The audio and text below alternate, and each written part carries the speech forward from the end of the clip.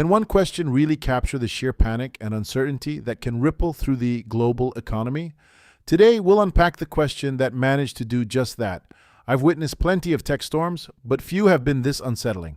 This phrase, simple yet profound, from December 2015, is more than just a number. It's a massive, unresolved question mark over our world. There's a whisper of disbelief, and yes, even panic lingering in its wake. To understand why, let's step back to see how the world looked at that specific moment. It's like peering into a mirror and wondering whether you're seeing the past or the future. Let's consider this.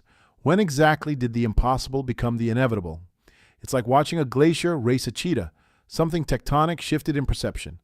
Why did an oil price of $20, once dismissed as fantasy, start feeling not just plausible, but imminent? Let's dig in and find out. To grasp the fear of late 2015, let's rewind. Picture an energy landscape so different it feels like adding USB ports to a vintage car. Welcome to what I term the century stage. High oil prices weren't crises. They were our everyday backdrop, quietly anchoring our expectations. The joke? We accepted them like physics. Immutable, non-negotiable.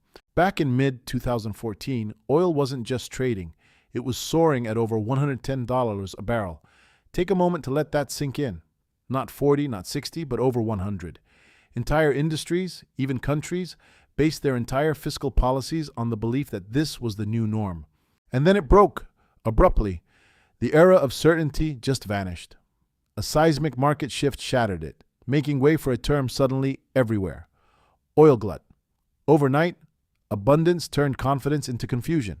Imagine the oil market as a bathtub, once stable with a balanced flow of supply and demand. Suddenly, someone turns the faucet up to full blast, but forgets to widen the drain.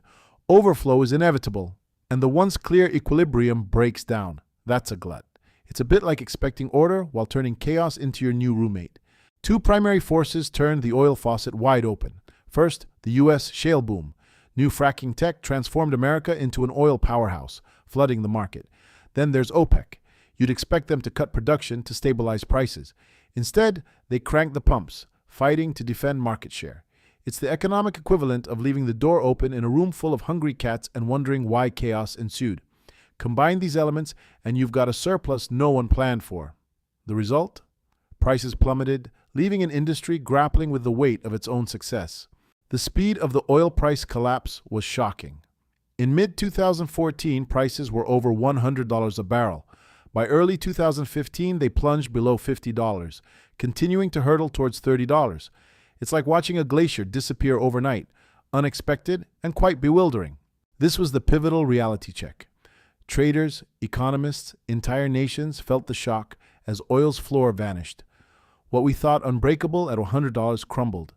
At $50, it was a distant memory. So what's next when the ground keeps shifting? That's the puzzle we're left to solve. Suddenly, we find ourselves facing a daunting reality.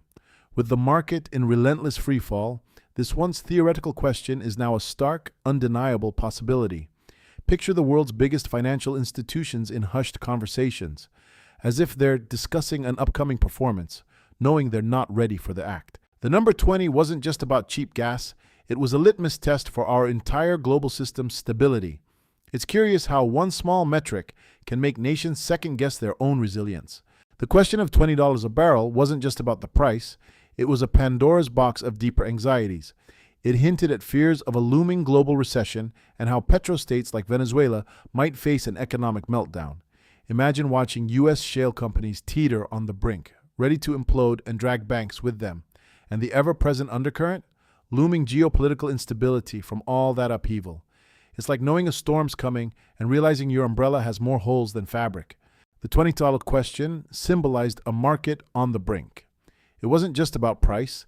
It was the embodiment of an economy gazing into uncertainty's abyss, like watching a tightrope walker hesitate. In finance, if you're hesitating, you're already a step behind. Follow for more.